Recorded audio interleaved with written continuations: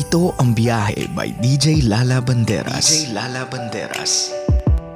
Love, kasama nyo pa rin DJ Lala para sa ating programang Sakto, Klaro, Diretso. Unang stop ng ating hashtag biyaheng susuko na o lalaban pa. Alam mo love, when a relationship is no longer working, mararamdaman mo yon. Kumbaga pareho na kayo, nabobore sa isa't isa, things you do para sa isa't isa feels like a task already, kumbaga mabigat na siya sa loob, you fight over matters na sobrang petty o maliliit lang, you don't see any growth sa relationship nyo, walang progress sa'yo personally, wala din sa kanya, and the most important and scary indicator siguro is that you can no longer see a future for the both of you.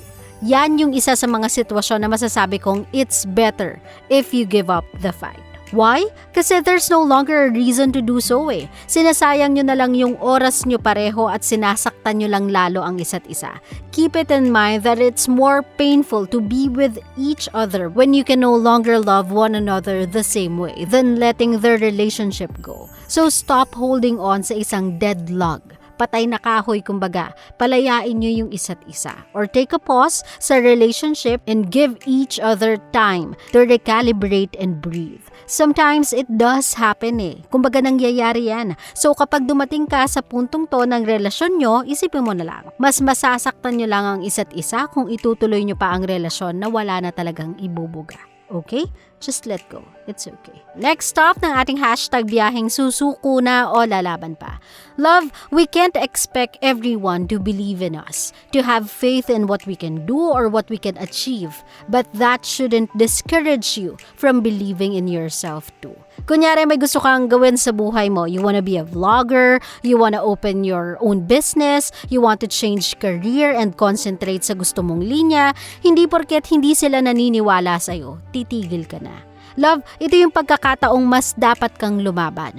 Do it not to prove them wrong, do it for your own happiness. We were not born to please others. We were born to live our life the way we see fit. Kung ayaw ka nilang suportahan, do it on your own. Gano'n naman kasi talaga minsan eh. You have to deal with things on your own. Might as well learn how to do it today, 'di ba? Huwag kang padaig sa sinasabi ng iba na di mo kaya, wala kang mararating, hindi ka magiging successful. No, no, and no. Only you can tell yourself that. The limit to what you can do and achieve is yourself. So keep on fighting for what you want and keep pushing yourself to your chosen destination. You can do it. Not because you have something to prove, but because love, believe me, you can. Okay? Last stop ng ating hashtag biyaheng susuko na o lalaban pa. I know my love and I understand that nowadays ang hirap mabuhay. As in literal, ang hirap mabuhay. Parang kung game to, lahat nasa expert or difficult mode. Every grind offers the smallest reward. Every dream seems impossible to achieve. I get that feeling too. But love, what choice do we have? Anong choice meron tayo?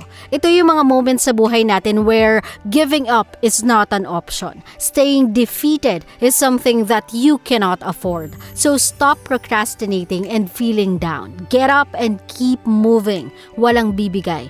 Nahihirapan lang tayo pare-pareho kaya nasasabi natin to, but come to think of it, mahirap din naman talaga siya in the first place. We are being tested and tests do have an ending. So kung ano man tong pinagdadaanan natin, treat it like a storm in a calm sea.